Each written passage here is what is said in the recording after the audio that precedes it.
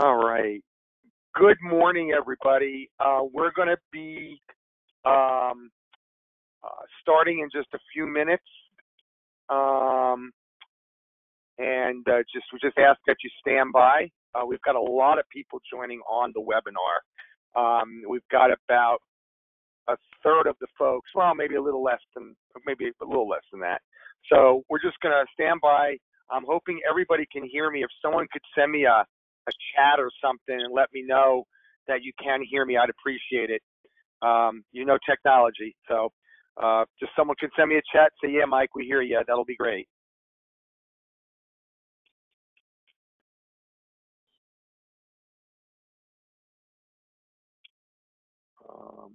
See what we got.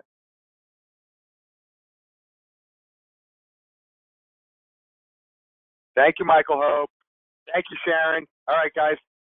I now know you all can hear me. So thank you so much for that. And we'll just stand by, everybody. Everybody is on mute, by the way, and I'll explain that in a minute. Not that we don't want to hear from you, but with all these folks on here, I'll explain why we're doing that.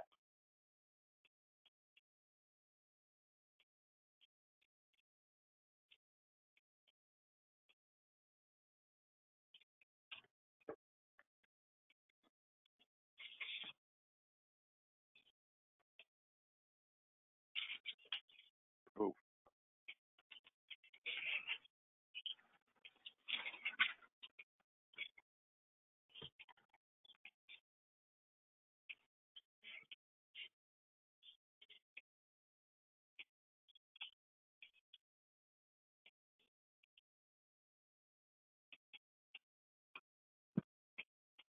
I know it is now 10:01. We're just going to stand by because I'm sure there are people sort of backed up jumping on here. So just hang in there, everybody. We'll try to get started no later than 5 after. But I just want to give everybody, we have about 47 people registered on this webinar, and I've got about half of you on now.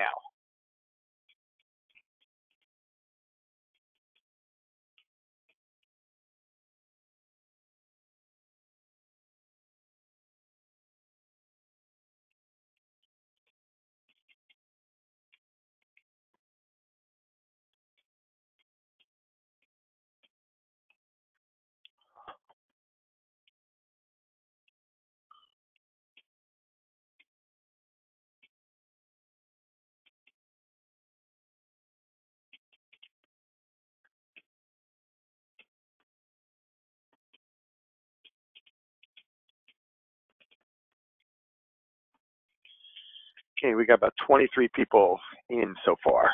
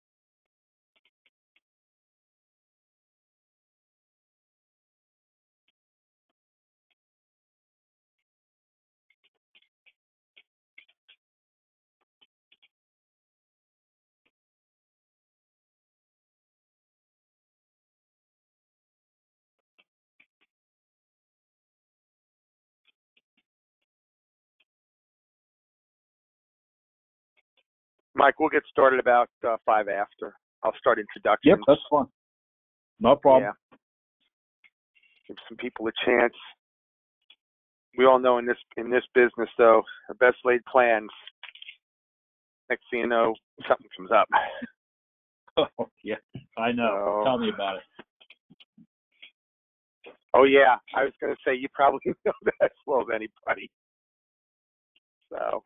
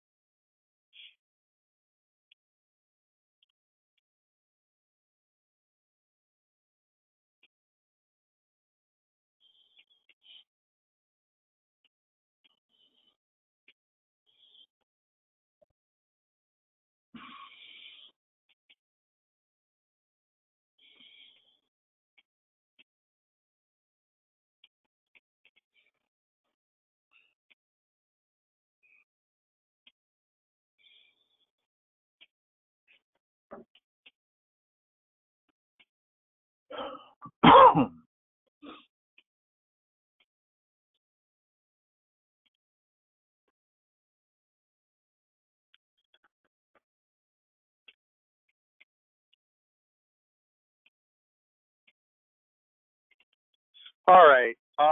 I see we have some more people logging on, and so in respect to everybody's time, we're going to go ahead and start moving along here. Let me first introduce myself. My name is Mike Burke. I am the executive director for the Pennsylvania School Bus Association. And a couple of years ago, we created or actually maybe last year, we created a webinar series called our Start Webinar Series. And we're really pleased to have with us today Chief Michael O'Brien. And I'll get to his introduction in just a minute. There are some ground rules or some rules or not rules, but things we need to alert you of on the webinar. Everyone has been muted to avoid background noise. We're expecting when this is fully filled up, somewhere around 45 people or so to be on the webinar, and there's a lot of background noise and feedback we get, so we do mute everybody. If you have a question, there is a question function on your webinar toolbar that you should be able to use. Simply type in a question, and you can go ahead and submit that, and we will get to that. We are going to entertain questions at the end of the presentation. Chief O'Brien, as he was talking to me the other day, tends to plow through this pretty quick. We've got some videos to show you as well. And so it just seems to work out well if we put our questions at the end. As I said, there are videos for this presentation. The sound for that video or the videos will be channeled through your computer.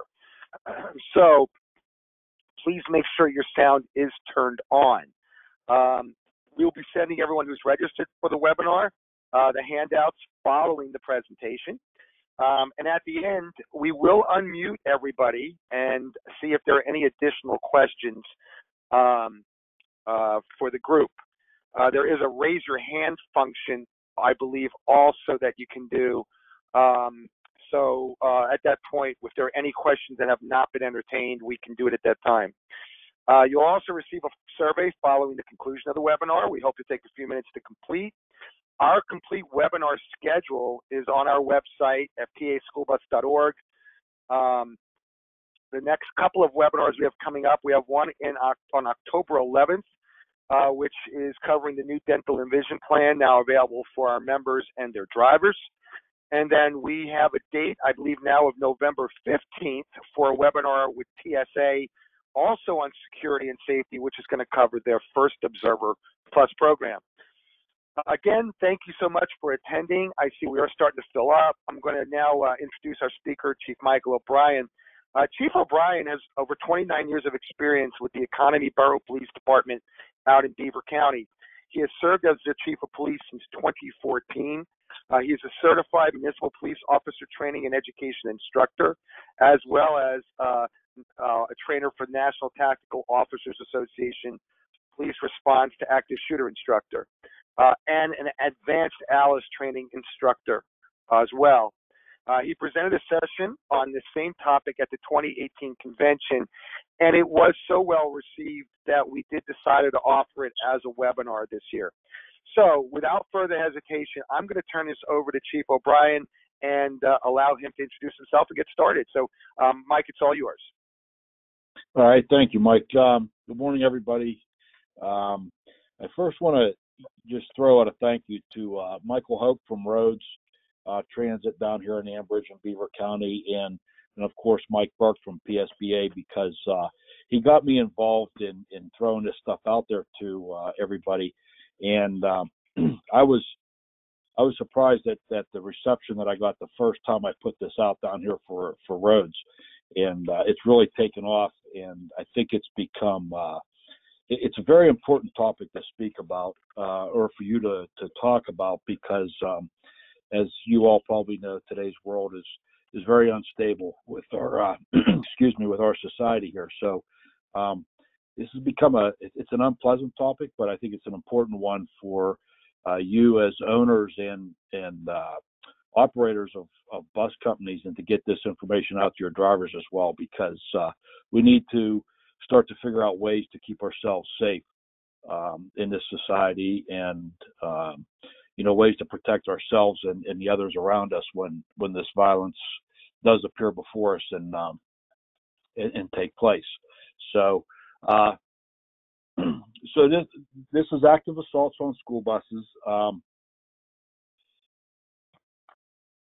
As Mike had said, I've been a police officer since 1989. I do a lot of instruction, and I will tend to lean a little bit more towards the Alice side, probably because I'm an instructor there. But I also like that model more than some of the other models that's out there. Although they're all very similar and they all work the same way. So let's get into what we got going on. So there's 3 different active assault models out there right now: the Homeland Security, how to active shooter, the avoid, deny, and defend from alert, and then of course the Alice.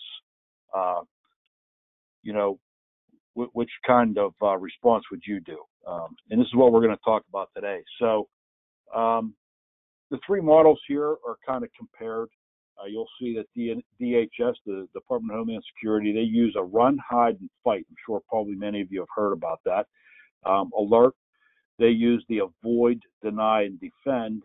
And then, of course, Alice is alert, lockdown, inform, counter, and escape. Now, you'll notice on this chart here that the words are kind of color-coded, so they sort of correspond with one another. So in all 3 of these models, run, avoid, and escape. Of course, that's the first thing we want to do. Hide, deny, and lockdown. That's something that we've been doing for many years. Is it working? Is it working well? And I'll show you some examples later on here as to how it hasn't worked real well for everybody. And then, of course, fight, defend, and counter. Unfortunately, one of the reasons why we use the Alice model, in addition to the fact that it has 2 more components to it, is that when we get inside the school setting, the schools tend to frown upon us using the word fight or defend. So Alice came up with this word counter, kind of keeps it a little bit cleaner for the schools, I suppose.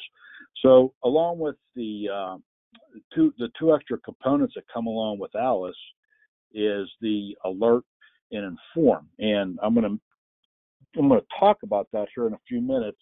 But what it does is it kind of gives it allows us to use additional information to help everybody involved to make an informed decision. That would be, you as a person involved in one of these things, as a victim. It also helps giving information out to, in your case, as a driver of a school bus, to your dispatchers, who can then relay that information to law enforcement. And the more information we as law enforcement have when we're responding to this type of situation, the much better we're off, because information's key, and that gives us some options as well, and as well as you guys do, and I'll explain that here shortly. So this is just a chart. This is the Department of Homeland Security. Run, of course, is to evacuate the area as quickly as possible. Of course, that is our, that's the first thing we want anybody to do, if that's possible, is to just get out of the area. And again, as I'm going through this stuff, let me mention that here at the beginning, I'm talking about stuff that we can use every single day of our lives, and not necessarily confined to a school bus. I'm talking about in school, in church, at the mall, in a movie theater, in a restaurant. These things are happening all over the place. So I felt that it may be more appropriate to push this stuff out to everybody as general information, as well as specifically to the school bus as well. So I'm gonna hit on that stuff first.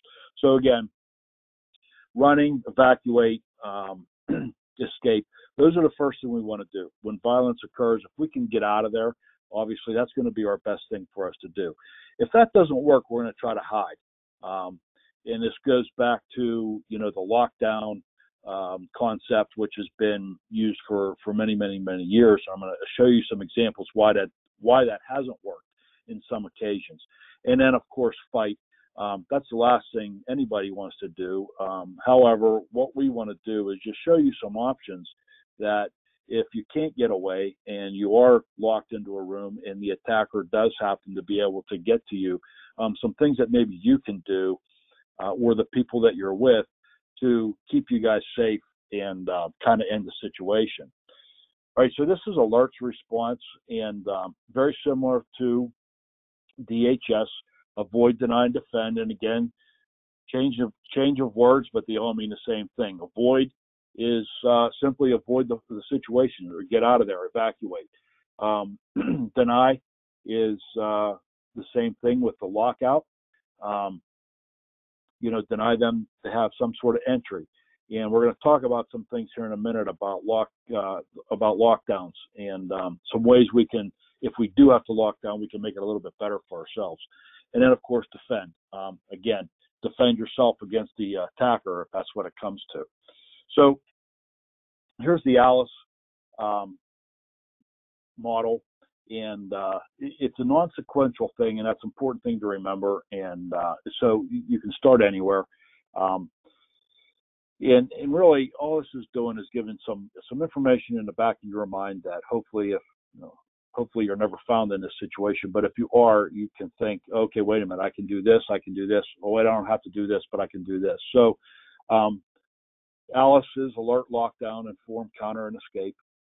So the alert is an important concept here, I feel, because this is something that when a situation happens, somebody needs to tell somebody something, whether it's you're screaming, that you see a person with a gun, or you hear gunshots, you make a phone call or you send a text. One of the problems we have in law enforcement is that there's a general time span of 2 minutes from the time a situation usually begins and the first call is placed to 911. 2 minutes is a long time. And I'm probably getting ahead of myself a little bit, but our response from the time we get a call, on average, the national average is 6 to 8 minutes. And that's a good bit of time. And statistically, most of these incidents are over within 5 minutes, and most of the time before law enforcement ever arrives, mostly due to the attacker committing suicide, or there has been many occasions where they've been stopped by civilians. So all these three models are very similar, but we're also trying to let you as a civilian take control and try to end the situation before we get there. And the sad part about it is and the reality of it is we're just not going to get there in time as much as we would like to. So again, alert, lockdown. I'm going to show you some things here in just a second about locking down and barricading yourselves in there, what we call an enhanced lockdown. The informed part of this is a continuation of the alert. So, as a situation progresses and people are advised of certain things, say for an example, you got a person in a hallway and you're in a room and that person just passed, you now know that you can probably get out of that room. And that's information that you want to be able to relay to somebody else, to be able to say, hey, look, this guy's headed south in the hallway. At least those people down there know that he's on their way, not to try to leave that room and to stay in there and maybe enhance their lockdown a little bit better if they can. But it also gives you some information to make some informed decisions. Should I stay in this room or can I get out of here? Can I go someplace else? So that's the alert and the informed part of this whole model. But again, they're all very, very similar. All right, so lockdown, deny, and hide, again, they're all the same thing. So what we've found over the years, the traditional lockdowns are just not working. And so it's a starting point. It's absolutely necessary if it needs to be done. But what we want to do is we want to kind of enhance that lockdown. So what you're seeing in front of you here is, these top two pictures, that's just phone cable or internet cable that's attached to a computer or a telephone. probably going to be found in a lot of rooms that you may be in, especially in an office, school, or something like that. All we're doing is wrapping that around those two bars, those two crash bars, and that kind of secures that door a little bit from a person opening them up. The one on the top is the same thing. That's just a belt that we wear on our pants every single day, or a necktie even works there, or something like that. Down below here is a picture with a table. Now, what we do with this, you throw that table off to the side like that. You tie something to the legs of that table and the door handle. They're not going to be able to open that door up. And if they do, it might be just a very slight portion of it. So these are things that we can try to do to enhance our lockdown. We're kind of barricading ourselves into a room. All right. So we want to barricade. You want to stack. Here's another thing: stack tables in front of the door. Tables, desks, copy machines, office equipment. A lot of that stuff's very large. If you're in that situation and you want to move away from the door, try to get behind some type of cover, and then you need to start to assess for avenues of escape.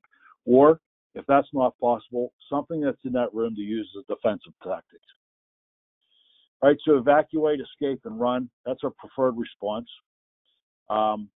The occupants, this is one of the key things that we talk to the schools about, is the occupants must have the authority to leave the building. And what we're really referring to there is the students.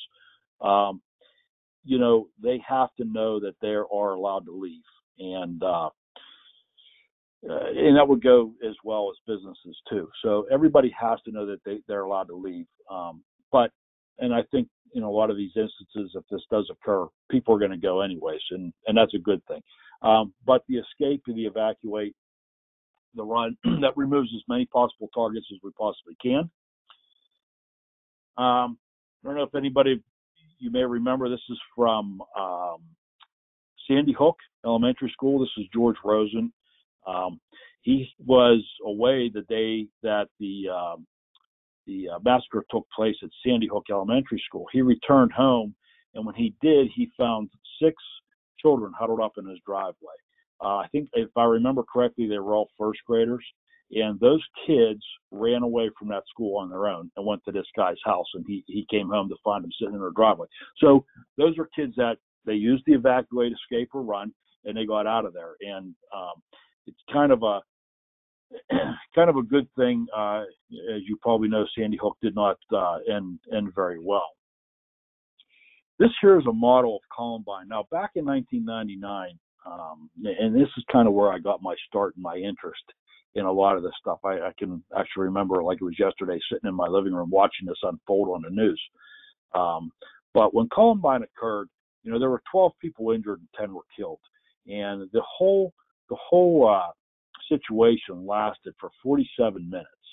Now, the police were there within 4 minutes. However, it was, I believe, like almost 3 hours before they ever entered the building. And back in those days, we were trained that law enforcement showed up, we secured a perimeter, and we waited for SWAT. After this incident, that changed. And since then, over the years, law enforcement has continued to train differently.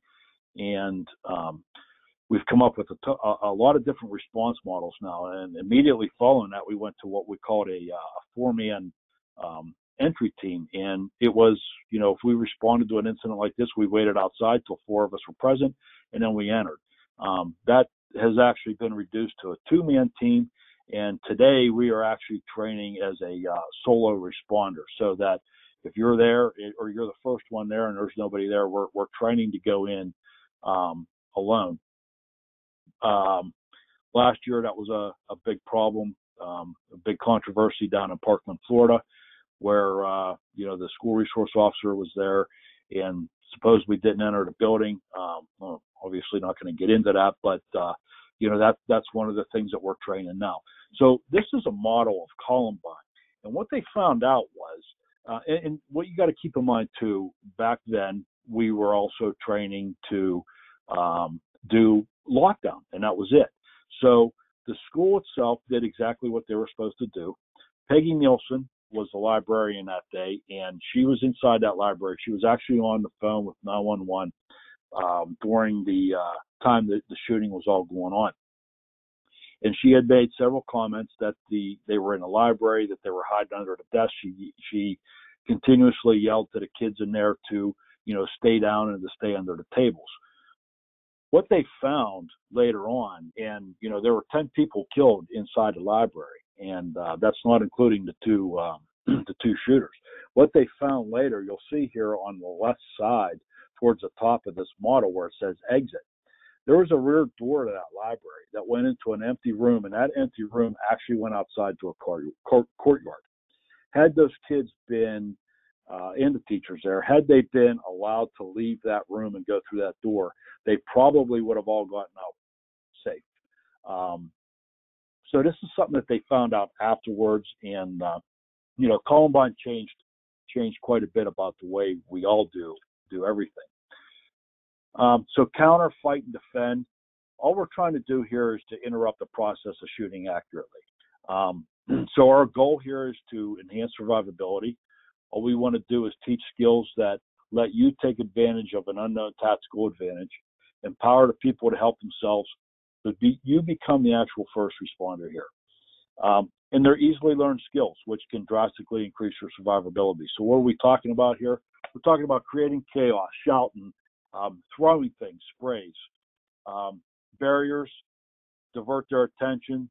Move is a huge thing. It's very, very difficult to hit a moving target. And lastly, swarm. And what we mean by that is to, if an intruder does get into the room that you're in, if you got 5, 10, 15 people, or even 2 of you, if you jump on that person and swarm them, most likely you're going to distract them pretty well. All right. So we're going to move forward a little bit here to school buses. So what do we have on a school bus that we can use to distract? Quite a bit. Garbage cans, fire extinguishers, probably a big thing. First aid kit, I imagine, is always on there.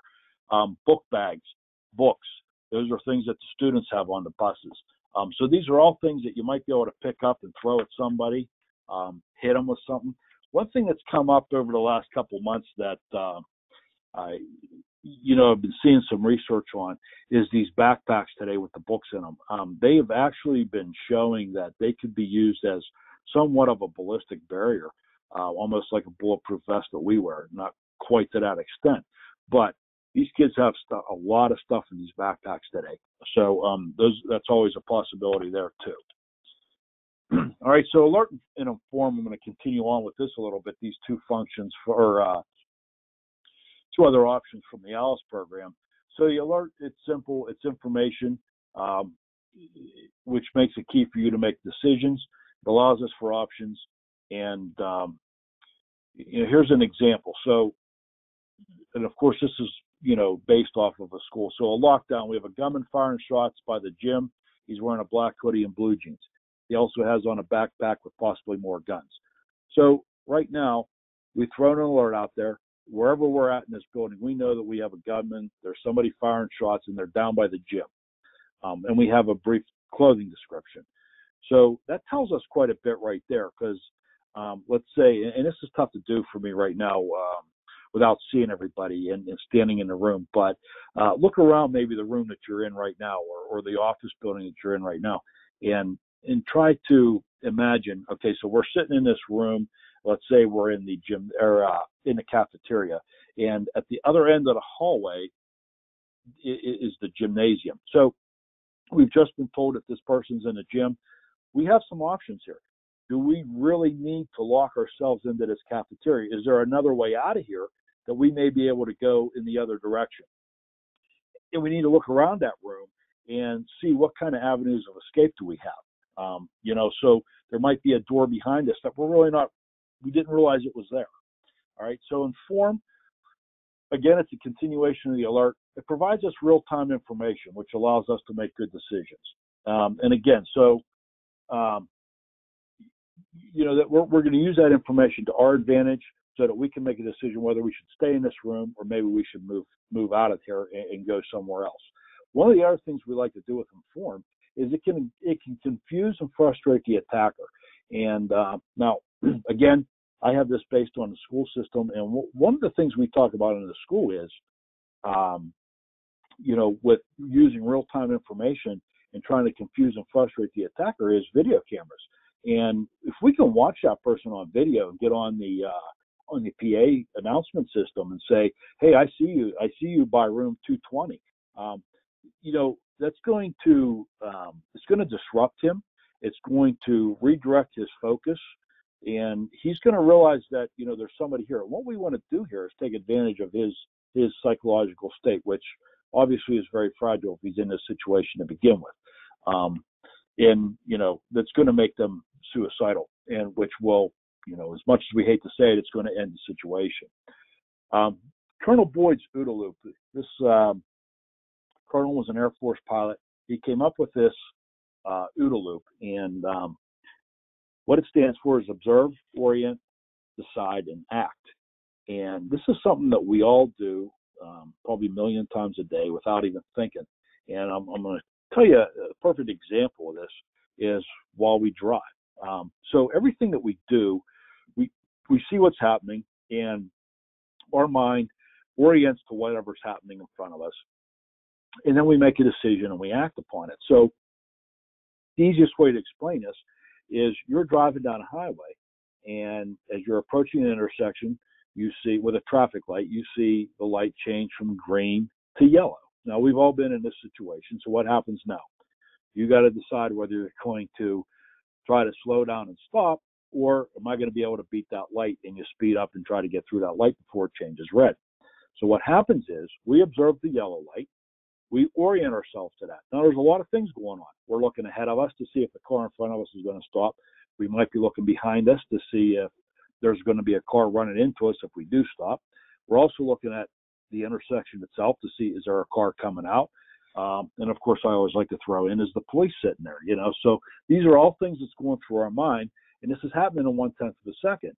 So now you make a decision based on what you just observed, and you've oriented yourself to the whole situation, what's in front of you, behind you, beside you, at the intersection, and you make a decision. You make a decision to slam that brake on and come to a stop, or you make that decision, which is where we're now acting at, to hit the accelerator and get through that intersection.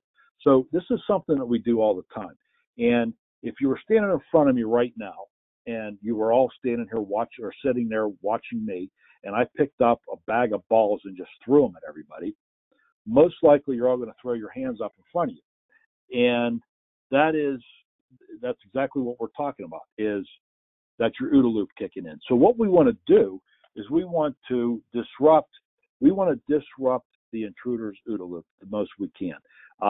Even throwing a stuffed animal at a person is going to distract them, and it's going to disrupt their OODA loop, and they're going to have to orient themselves to what's coming at them. So that might give somebody an opportunity for him to drop his guard, and somebody else the opportunity to maybe swarm him, grab a hold of a weapon or whatever. But this is all something that we all do. So what's an intruder? An intruder can be a lot of things, or a lot of definitions here. So an angry parent that's had a problem with a driver, another student, or is just plain irate. I think we've probably all seen and dealt with these. An angry student has anger issues. Problems with other students on a bus, bullying problems. The withdrawn student, and I'm always careful with this one. A student that keeps to themselves, acts somewhat strange, does not associate with others. He may be bullied by other students.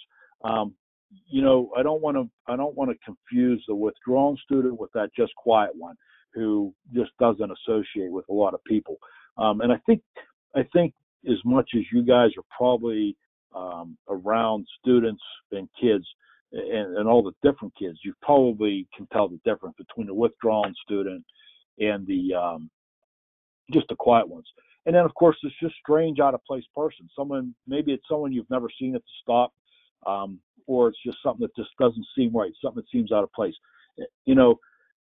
My kids rode a school bus for many years, and I can tell you that we always knew who the drivers were. Obviously, there were days where they may not have been there and somebody was filling in for them. But, you as the drivers, I think that you usually probably within a week or 2 weeks into the school year, you get to know the cars that are at the bus stops, the parents who are standing at the bus stops, even the grandparents that show up once a week maybe. And you start to become familiar with this stuff. So now, when you know that you pull up to a bus stop and there's 4 or 5 cars there and you see the same ones every day, and all of a sudden something's really strange and out of place. This is the kind of thing we're talking about. So this is stuff that you guys are seeing every day, and it seems out of place. All right, some things to look for. An intruder may or may not have a weapon. Let's keep in mind, fists and arms and feet can be used as weapons. Armed intruders could be carrying a handgun, shotgun, rifle, or any other type of instrument capable of causing injury. If you recall the school incident here in Franklin Regional, I think that's been about 5-6 years now. That kid came into the school using 2 steak knives. So these are all things that you got to keep your eyes out for, and remember that these things happen. Explosives, homemade bombs, pipe bombs, fireworks. These are things that you might want to, when kids are getting on and off the bus, take a look at their book bags. If you see wires hanging out of them or something like that, might be something that is going on. We deal with a lot of bomb threats in the schools.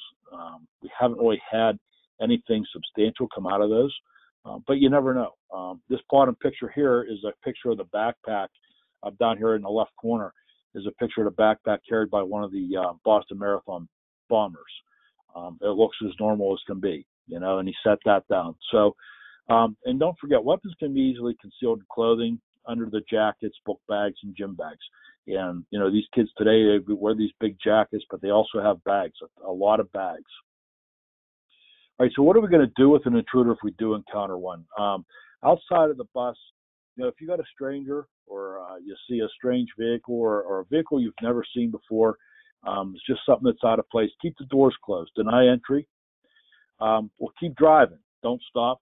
Use evasive action if necessary. Blow the horn to distract the person, alert anybody that's in the area. Try to get as much of a description as you can, their body, clothing, color of vehicles, anything to identify that person. I believe today most of the buses all have radios in them, so you can call your dispatch to call 911, or if you need to or can, you can call 911 directly, and then move to a safe location. When you do move to that location, you want to watch to make sure those persons aren't following you, though.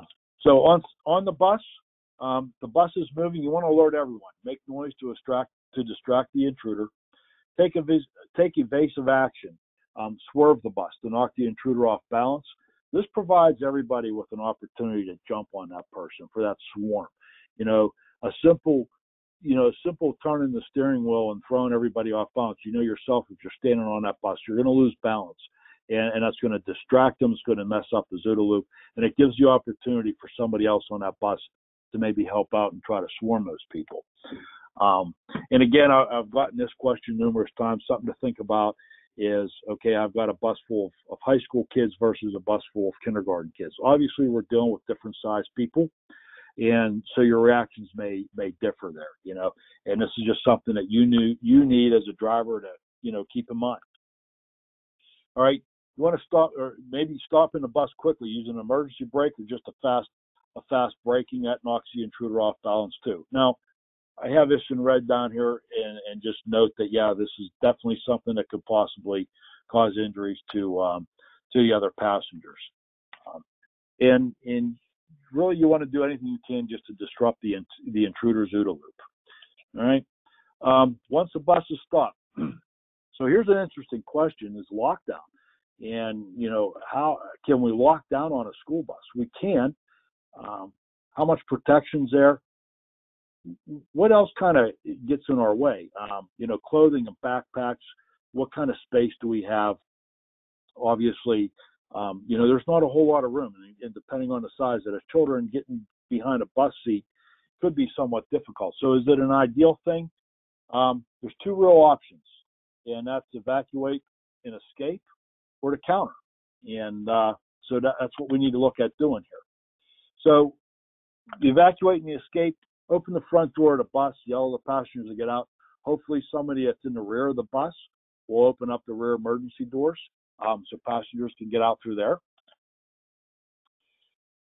I put this up here because one of the things that we deal with, we teach the ALICE program in our school district. So I throw this out here that the school district should teach the ALICE, or that do teach the ALICE program, that that gives those students that authority. I talked about that earlier, having the authority to do what's necessary to save their lives, having the authority to leave that building if they need to in this type of an event. So hopefully that's something that goes on. And again, these kids need to know the same thing. They have the authority to leave that bus under that type of situation. And really what I'm getting at here is not through the front door so much, because you as a driver has opened that door and you're probably yelling to them to get out, is that somebody opening that rear door and getting other people out or helping other people through it. And I can, I think as I progress through this here in the next year, I'm going to add a couple videos to this that show kind of our social being in our society, how when you see one person do something, everybody kind of follows. So that kind of thing helps a lot with this too. You see one person running, somebody else is going to follow along and do the same thing.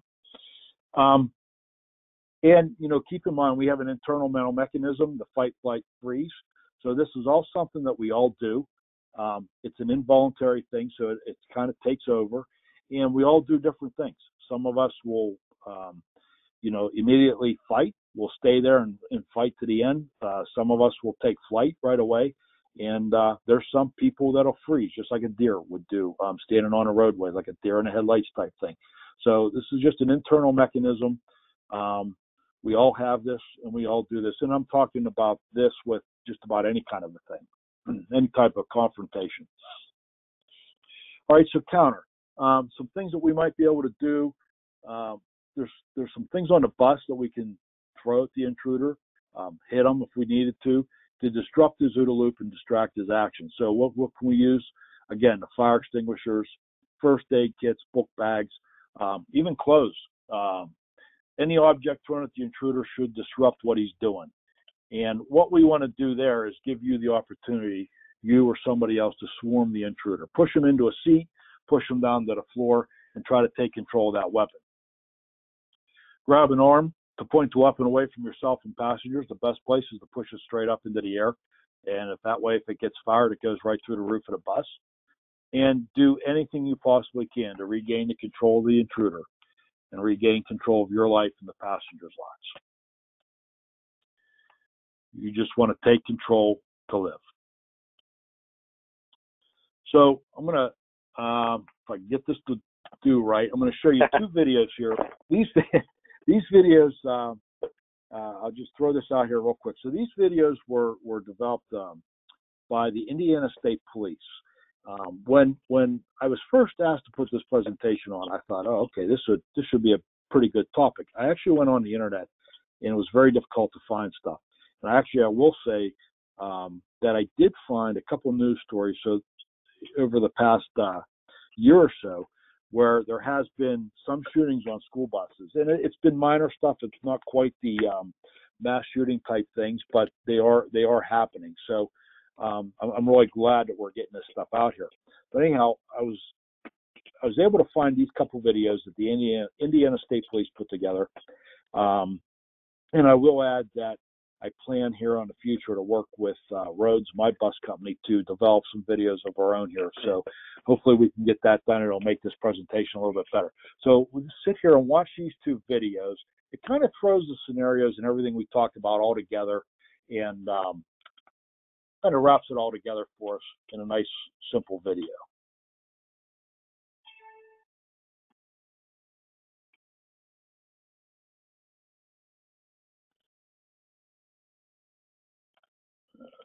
Hold on, Mike. I think I got something going wrong here. Yeah, it says that you're showing the video. Okay. All right. Show. But go on the screen under show, go video 1. O'Brien video 1. Okay. Oh, here we go. Yep.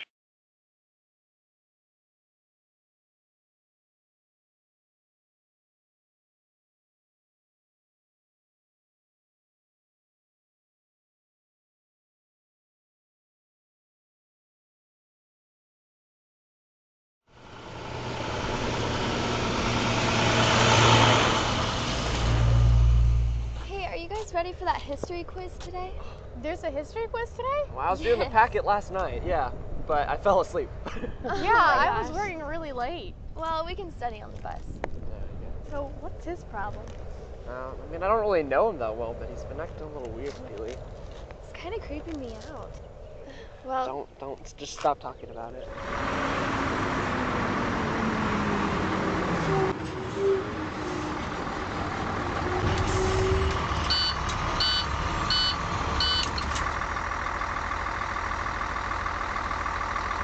Good morning. good morning. Good morning. Good morning. Good morning, Josh. Come on, hurry up. Is everything all right?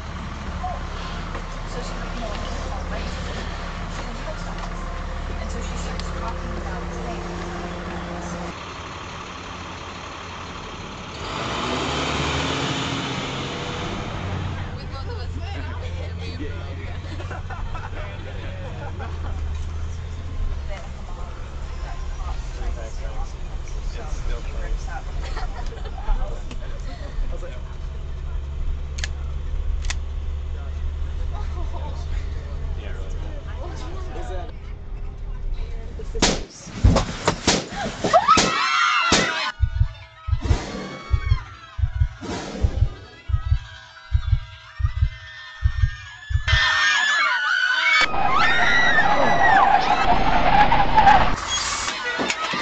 Get off the bus! Get off the bus!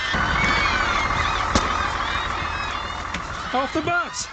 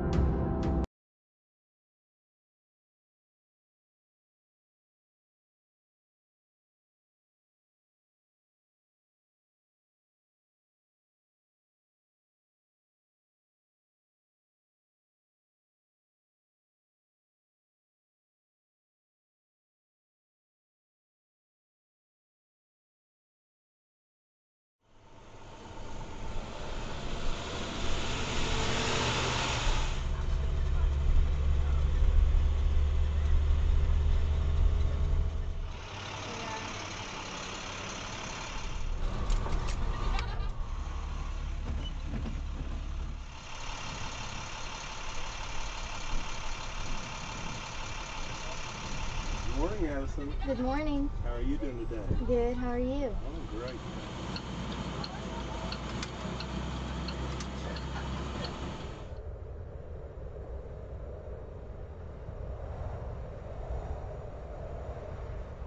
Who is that guy? I don't know. I haven't seen him before.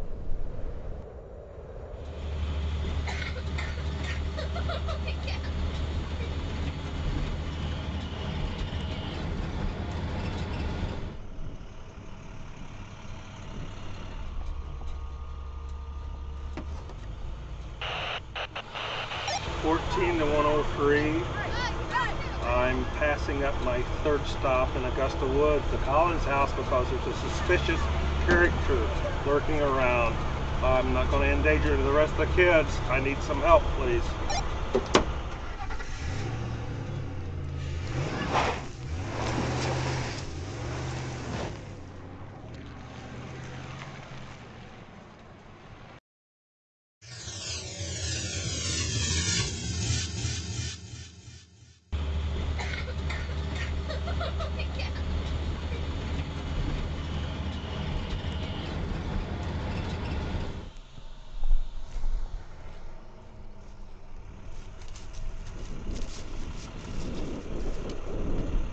Come on, hurry up. Get on. Sir, can I help you? Sir. Oh!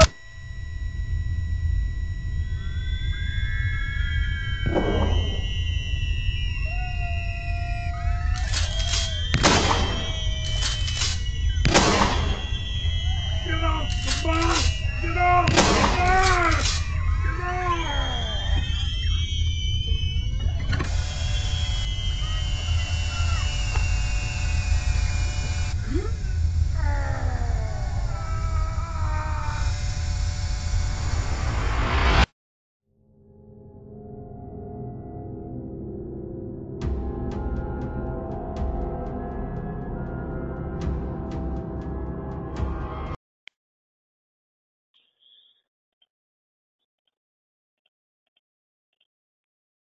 Let me get through.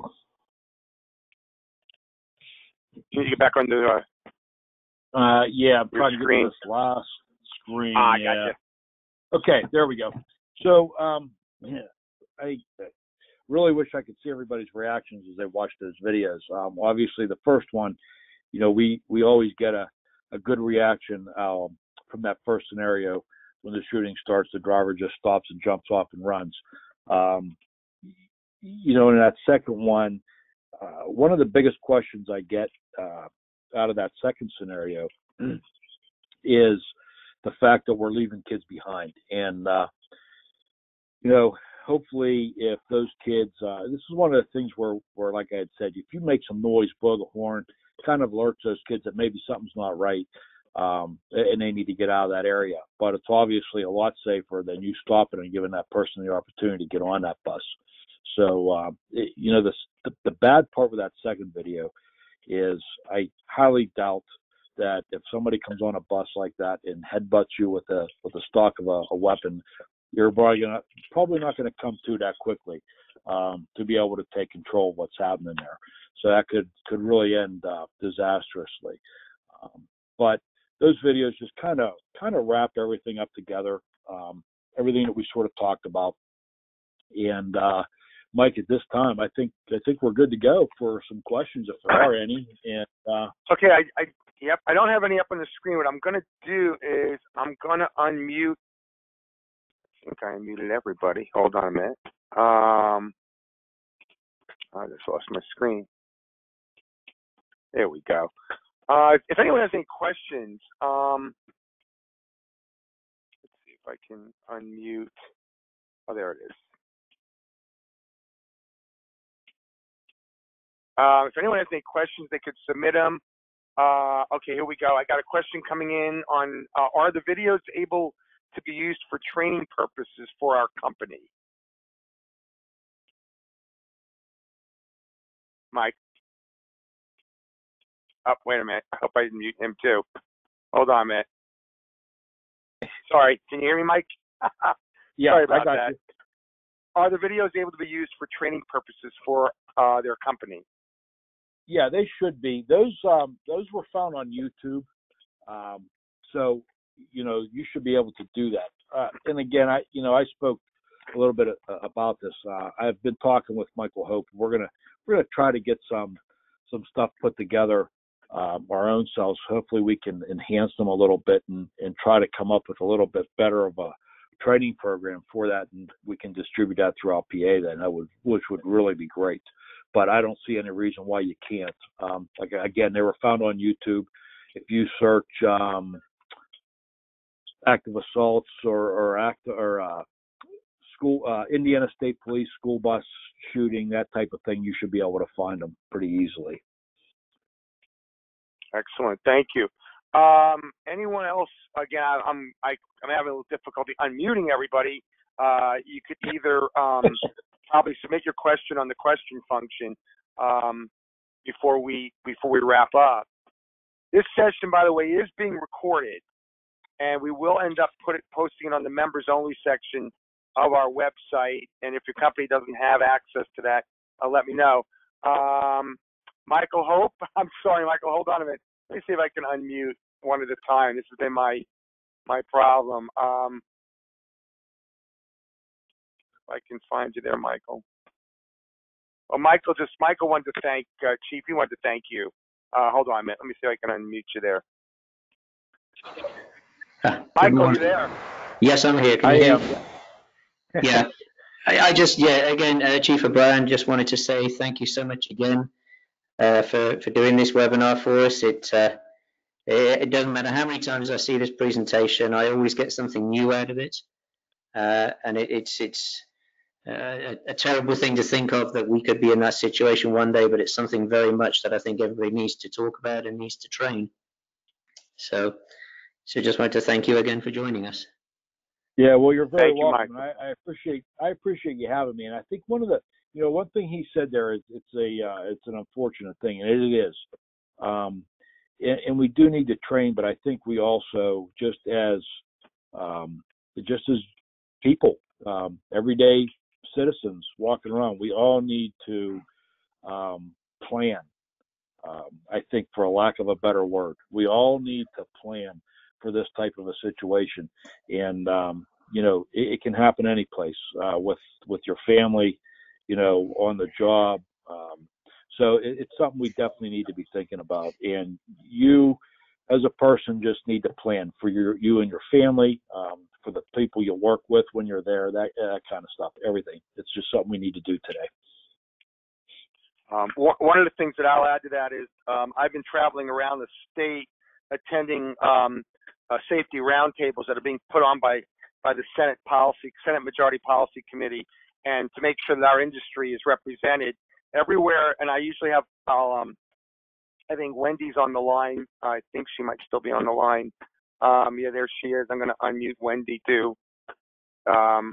Maybe. There we go. And again, the point is that I unmuted everybody.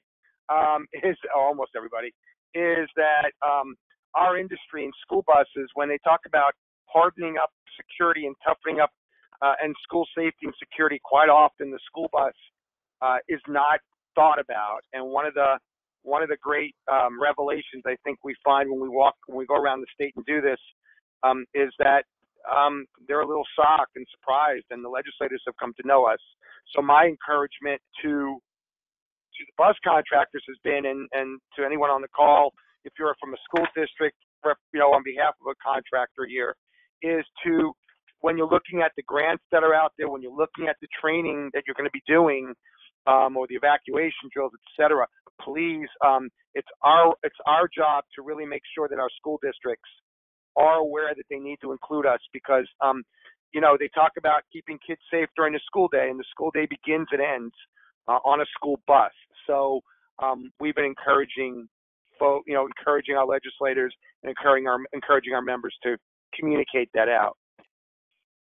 So yeah. Anybody else have any other? Sorry, go ahead, Mike. No, that's a good point, Mike, because one thing that I noticed last year when I was first asked about this, and I think I mentioned, it was very difficult to find research on this. And, I even went to Alice and said, hey, look, I'm looking to do a presentation on assaults on a school bus, active shooters on a school bus. And they said, we don't have anything. We're working on something. And actually, to this day, I don't believe there's anything been posted yet on their website for us as instructors to obtain. But yeah, it's just something that's not been thought of. And I think, we don't want to wait until it happens, which unfortunately that's what we do in this country, is we wait till it happens before something's done. But so, the more information we get out there, I think the better off we all are. Terrific. You're right, Mike. And I also have Terry Loffman, who is in Washington County, said that they would like to definitely would like to assist in whatever way out in their area. So I think, Terry, what I would say, could they maybe get in touch? Terry's with GGC out there in Washington County. Maybe you can contact Chief O'Brien or contact me as well. To try to get you some ideas on how you can get going. But I think the chief could help you as well in that. Yeah, absolutely. My email's up there on the screen now. It's still showing, right, Mike? Yep. Okay, yeah. So my email's up there. That's my work email. That's fine. Feel free to use it. I will. Yeah, I mean, if there's anything, go ahead and email me. I check it all the time. Hopefully, I just don't look at it and think it's something stupid that I'm not supposed, like all the advertisements I get. But no, I'll check those and definitely get back with you if there's any questions or anything that I can help with. I'll be glad to try to do that. Yeah, absolutely.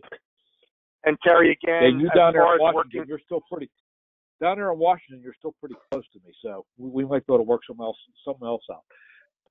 Okay, Terry. Yeah, when you get the presentation, when we email the presentation out to everybody, you'll have his email address. So that'd be good. And any help we can be at the association with, giving you some tips on approaching your school district and all. I think what we'll also do is send everybody on this call. We'll send you the handouts, and that'll have that info. So yeah, so Terry, just keep in touch. Definitely. And Mike too, if you get anybody emailing you feel free to, you can throw my email out to them. That's not a problem. Or you can just forward it to me. That's easy enough to do too. So yeah, no. Excellent. No I appreciate that. Beautiful. Anything else from anybody? Any other questions from anyone? This is we really appreciate your patience. We did a couple things audio visual wise we hadn't done before. So we thank everybody for being here. This is something that doesn't stop. It's ongoing. It's in our lives now. It's a part of what we do. If there's any help that either the chief can be or I can be, anything going on in your particular area, feel free to let us know. But Mike, thank you so much for agreeing to do this. This was tremendous. Yeah, absolutely. It's no problem. You're very welcome. And let me just end with this. Hopefully, hopefully you get the same thing out of this as the folks who got out one of it when we did it in person. This is the first time I've done this. And it was a little odd for me, I have to say. But it's different looking at it, talking to a computer screen than talking to people face to face. It really is. But I hope that, it's received well. I hope that everybody got something out of what I presented to you. And, I thank the PSBA for inviting me to do this. And hopefully, in the years to come, I can improve this as well. We can get back out to you again. I know I've talked to a couple companies who think that this is a great idea to do on a yearly basis. And I have to agree, it's just something that we need reminded of. And so I appreciate everybody's time and everybody's patience. And with that, I'll quit talking, Mike. No, it's okay. Again, thank you, everybody. We really appreciate it. We know everyone's got to get back. We thank you for giving up an hour of your time for this really important issue to cover. And I see we have one more. We are glad you did this. We asked our school district about this. Thanks, Jim. We appreciate that. Let us know what we can do to help. So again, everybody, thank you so much for being on. And we will we'll be adjourned, and we look forward to seeing you on future webinars. Thank you all. Have a great day. Thank you.